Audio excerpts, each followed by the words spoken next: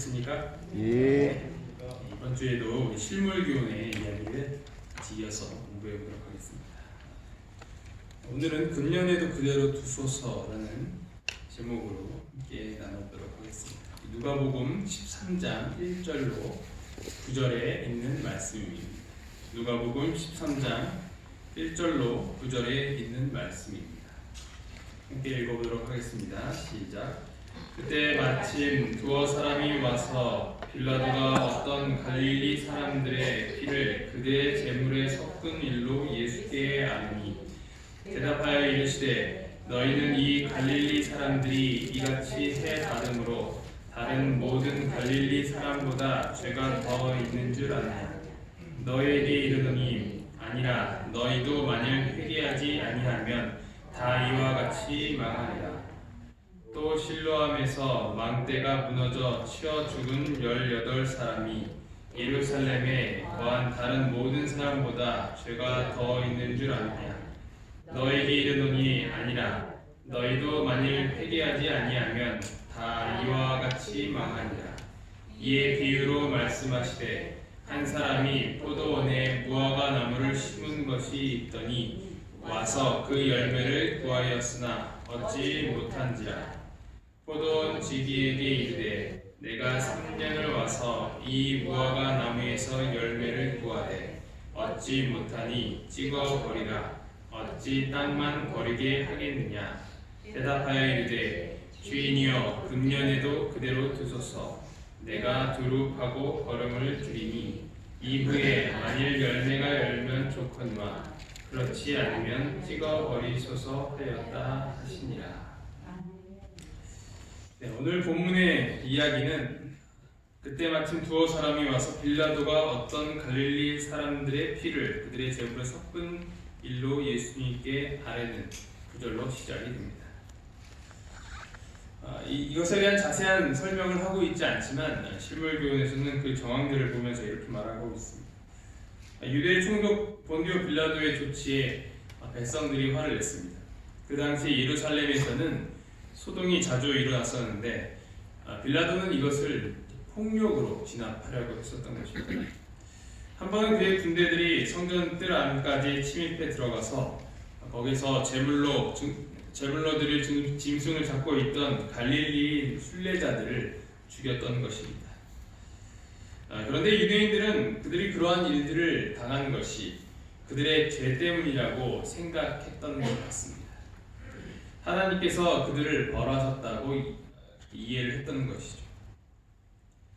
저희 생각에는 저희가 그런 봉변을 당하지 않는 것은 봉변당한 갈릴리 사람들보다 훨씬 선하고 갈릴리 사람보다 하나님의 은총을 많이 받은 증거라고 생각했다. 그들은 벌을 받아 마땅하다고 생각하는 그 갈릴리 사람들에 대해 예수께서는 정죄하시는 말씀을 하시기를 기대하였다. 중요한 것은 이 갈릴리 사람들이 제물을 드리다가 봉변을 당해 죽게 되었는데 예수님께 이 사실을 보였던 이 두어 사람들은 그들이 그런 일을 당하게 된 것이 그들의 죄 때문이었을 것이다 라고 인식을 했던 것이라는 내용이죠. 이때 당시에도 이렇게 생각하는 사람들이 많았습니다. 불행의 결과는 그 사람의 특정한 어떤 죄 때문이다 라고 보는 것입니다. 요한복음에서도 이러한 사상이 있었어 예전에 이 말씀을 드린 적이 있습니다. 예수께서 길을 가실 때 날 때부터 맹인된 사람을 보신지라. 제자들이 물어 이르되 랍비여 이 사람이 맹인으로 난 것이 누구의 죄로 인함이니까 자기니까 그의 부모이니까. 날 때부터 앞이 보이지 않았다면 얼마나 답답한 삶을 살았을까요? 그런 사람을 보면 측은한 마음과 동정 어린 그런 생각을 갖게 되는 것이 당연한 것입니다. 그런데 이 제자들은 그 사람을 앞에 두고 대놓고 토론을 하는 것입니다. 주제는 왜 이 사람이 앞을 못 보게 되었을까라는 것이었습니다. 이 사람의 죄 때문이었을까? 아니면 날 때부터 그랬으니 부모의 죄 때문이었을까? 그가 앞을 보지 못하게 되는 것이 그 사람의 아니면 어떤 사람의 죄 때문이라고 생각했던 그때 당시의 사람들의 생각을 잘 반영해주는 이야기인 것입니다.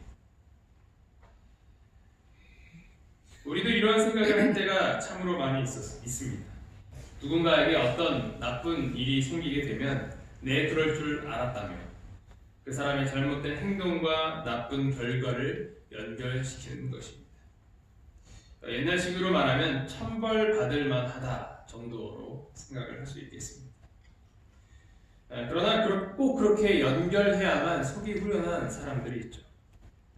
그 일의 원인은 무엇인지 분석하면서 말입니다. 하지만 그렇지 않을 때가 훨씬 많다는 것을 우리는 기억을 해야 합니다. 더 큰 죄를 범하며 사는 사람들이 오히려 만사형통하며 살아가는 것을 우리는 목격하게 되는 것이죠. 정말 착하게 살던 사람에게 오히려 악재가 겹치는 것을 보게 되는 것입니다.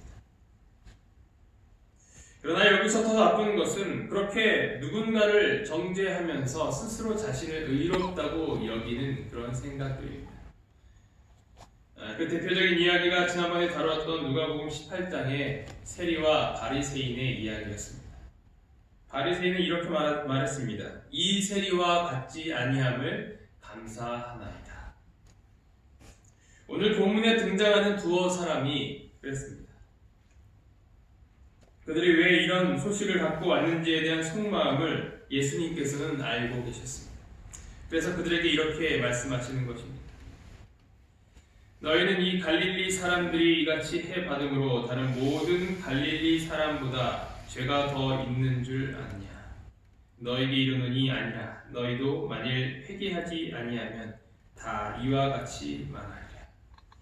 이 두 사람이 그냥 그 소식을 갖고 왔는데 갑자기 예수님께서 왜 이런 말씀을 하셨을까?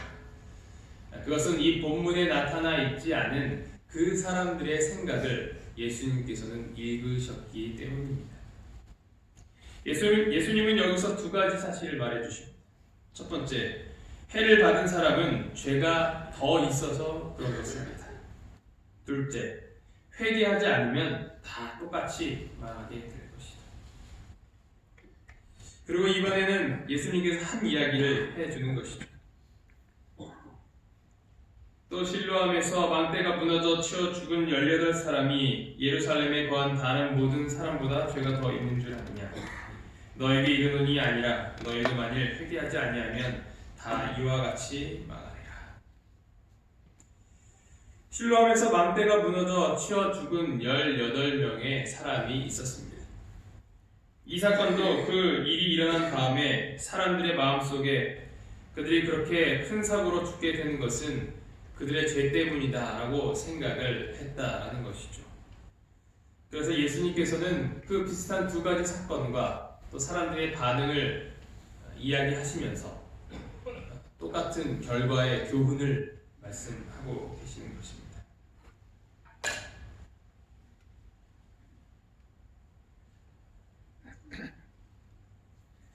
이런 식의 사고를 사자성어로 말한다면 인과응보라고 할 수 있습니다. 어떤 행위의 선악에 대한 결과를 후에 받는다는 말입니다.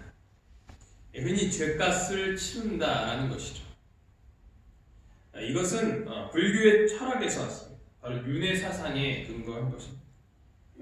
업보라고도 하는데 사람의 악한 행위는 이 업보가 되어서 윤회의 고리에서 헤어나오지 못한다라는 사상입니다.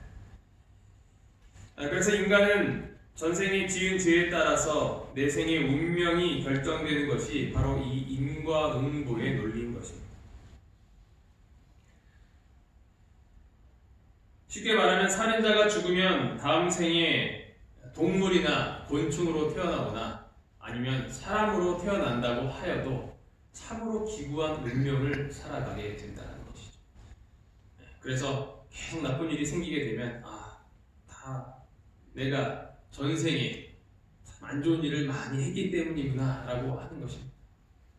그래서 이렇게 착한 일을 계속 쌓게 되면 이 윤회의 고리에서 벗어나게 되어서 이제 그 뭐라고 하죠? 어느 경지에까지 이르게 되는, 그래서 부처까지 할 수 있는 그렇게 된다라는 것이 불교에서 말하는 것입니다. 이러한 사상은 우리나라에 참으로 뿌리 깊어서 이 전래동화에 보면 아주 잘 녹아져 있습니다. 이 권선징악이라고 하죠. 착한 주인공은 행복한 결말을 맞이하고 나쁜 짓을 한 악당들은 벌을 받는다는 이야기입니다. 착하게 살던 흥부는 부자가 되고 못되게 살던 놀부는 도깨비들한테 혼쭐을 난다는 이야기들이 바로 이러한 사상에 근거한 이야기들이 많이 있는 것을 보게 되는 것입니다. 그래서 우리는 어떤 나쁜 일이 생기게 되면 혹시 내가 잘못한 일이 있어서 그런 것은 아닐까라는 생각을 하게 된다는 것입니다. 심지어는 이 교회에 다니는 사람도 갑자기 불행한 일이 생기게 되면 무엇을 떠올리는 거예요? 지난 안식일에 뭐 사먹은 게 떠올려요. 우리 자녀들한테도 거봐. 그러니까 안식일에 누가 그거라 그랬어. 내 그럴 줄 알았다. 그때나 오늘이나 유대인이나 한국 사람이나 생각하는 게 다 비슷한 것 같습니다. 그러나 예수님은 그게 아니라고 말씀하시는 것입니다. 사람이 죽고 고통이 오는 모든 것들은 죄 때문입니다. 하지만 어떤 그 사람의 특정한 죄 때문이 아니라 이미 아담이 지은 그 죄로 인해서 그 죄의 영향을 받은 우리 모두가 죄인이 되었기 때문에 죄가 가득한 세상에 살기 때문에 그것은 어쩔 수 없이 경험하게 되는 것입니다. 그러므로 한 사람으로 말미암아 죄가 세상에 들어오고 죄로 말미암아 사망이 들어왔느니 이와 같이 모든 사람이 죄를 지었으므로 사망이 모든 사람에게 이르렀느니라. 하나님은 우리가 죄를 지었다고 해서 즉시 처벌을 내리시는 분이 아니십니다. 왜냐하면 그분은 우리가 회개할 때까지 기다려 주시기 때문입니다. 주의 약속은 어떤 이들이 더디다고 생각하는 것 같이 더딘 것이 아니라 오직 주께서는 너희를 대하여 오래 참으사 아무도 멸망하지 아니하고 다 회개하기에 이르기를 원하시느니라. 아멘. 그러니까 우리가 잊지 말아야 할 것은 하나님께서 우리를 향하여서 끝까지 기다려 주신다라는 것입니다. 너희 죄 지었으니까 당장 벌을 받아라 라는 것이 아니라 그 사람이 회개하기까지 하나님께서 기다려 주신다는 것입니다. 때로는 더 좋은 결과를 위해서 우리에게 시험을 주실 때도 있어요. 정신 차리기 위해서 살짝 회초리를 드는 것 같이 느낄 때도 있습니다. 하지만 그것이 영원한 심판으로 그 자리에서 즉결로 처리하신다라는 것이 아닙니다. 하지만 오늘 예수님께서 말씀하시는 것을 통하여서 우리가 기억해야 될 것은 무엇이냐면 그래도 그 하나님의 인내가 영원하지는 않다라는 것입니다. 언젠가는 그 끝이 이를 때가 온다라는 것이죠. 그래서 이 인과 응보라는 것은 한편은 맞는데 한편은 또 맞지 않는 것이죠. 지금 당장은 그렇게 되진 않지만 예수님께서 오실 때에는 그 모든 것이 결과가 나타나게 된다는 것입니다. 너희도 만일 회개하지 아니하면 다 같이 망하리라. 회개하지 않으면 결국 망하게 될 것이라고 하시면서 바로 이 무화과 나무의 비유를 말씀해 주시는 것입니다.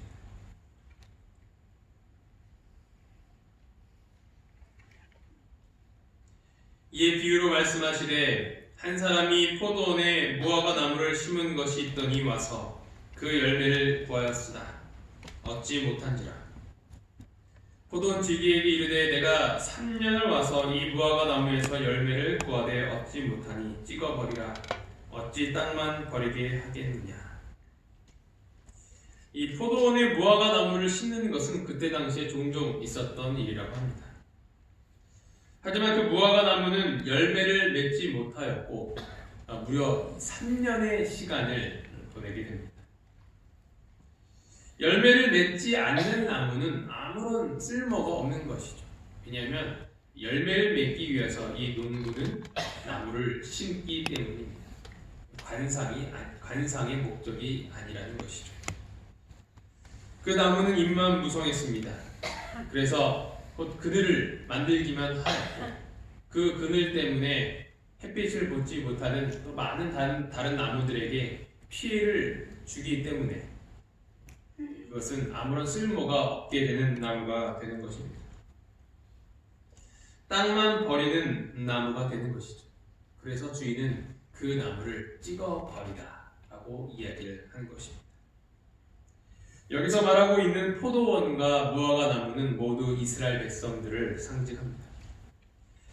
무릇 만군의 여호와의 포도원은 이스라엘 족속이요 그가 기뻐하시는 나무는 유다 사람이라. 그들에게 정의를 바라셨더니 도리어 포악이요 그들에게 공의를 바라셨더니 도리어 부르짖음이었도다. 이사야 5장에 보면 이 포도나무의 비유가 나옵니다. 이 포도나무의 상징이 나오죠. 거기서 이 포도나무도 이 기대하지 못한 열매를 맺게 되는 것을 보게 되는 것입니다.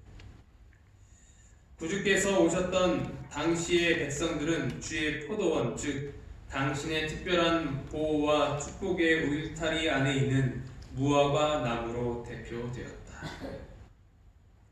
이스라엘 백성은 하나님의 선택된 백성으로 말 그대로 하나님의 포도원이었고 무화과 나무였습니다. 이사야 5장에 보면 극상품 포도나무로 표현되어 있습니다. 그에 대한 하나님의 기대도 컸습니다. 그들을 통해서 하나님의 영광을 나타내고 이방인에게 복음을 전하도록 하는 것이 하나님이 원하시는 뜻이었습니다. 그러나 그들은 그 기대에 전혀 미치지 못했던 것입니다. 그리스도 당시의 사람들은 그 전 시대의 유대인들보다 더 경건한 체는 했으나 오히려 하나님의 영에 감화는 결핍되어 있었다. 요셉의 생애를 그처럼 향내나게 하고 아름답게 한 보배로운 품성의 열매는 유대 백성 중에서는 나타나지 않았다. 겉으로는 더 경건한 것처럼 보였지만 그것은 형식적인 그리고 외식적인 경건이었던 것입니다. 하나님께서 당신의 아들을 보내사 열매를 찾으셨으나 얻지 못하셨다. 이스라엘 백성은 땅을 패하는 자들이었다. 이 백성의 존재가 오히려 저주가 되었다. 그 이유는 이 백성이 열매 맺을 다른 나무가 차지할 자리를 대신 차지하고 있었기 때문이다. 이 백성이 하나님께서 세상에 주시는 축복을 빼앗아갔다. 이스라엘 백성은 세상 사람들에게 하나님을 올바로 소개하지 못했다. 그들은 단순히 쓸데없는 물건이 되었을 뿐 아니라 하나의 결정적인 방해물이 되었다. 그들의 종교는 사람들을 너무나 잘못 인도해서 그들을 구원하는 대신에 멸망시키고 있었다.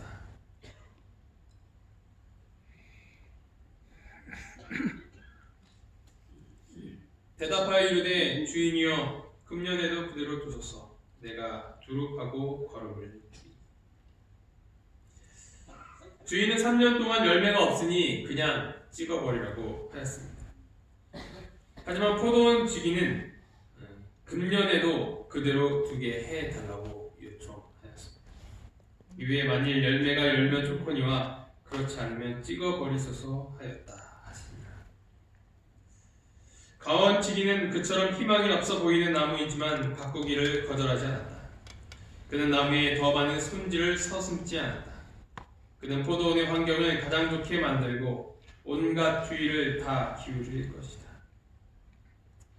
3년 동안의 시간이 주어졌지만 열매가 없었던 무화과 나무 그리고 포도원 지기의 요청으로 말미암아 그 연장된 1년의 시간, 이 모든 것들은 하나님께서 이스라엘 백성들을 택하시고 오랫동안 그 사명을 이루시기 위해서 돌보셨지만 그것을 이루지 못하고 그럼에도 불구하고 예수님께서 다시 오셔서 그들에게 기회를 주셨던 것을 떠올리게 됩니다.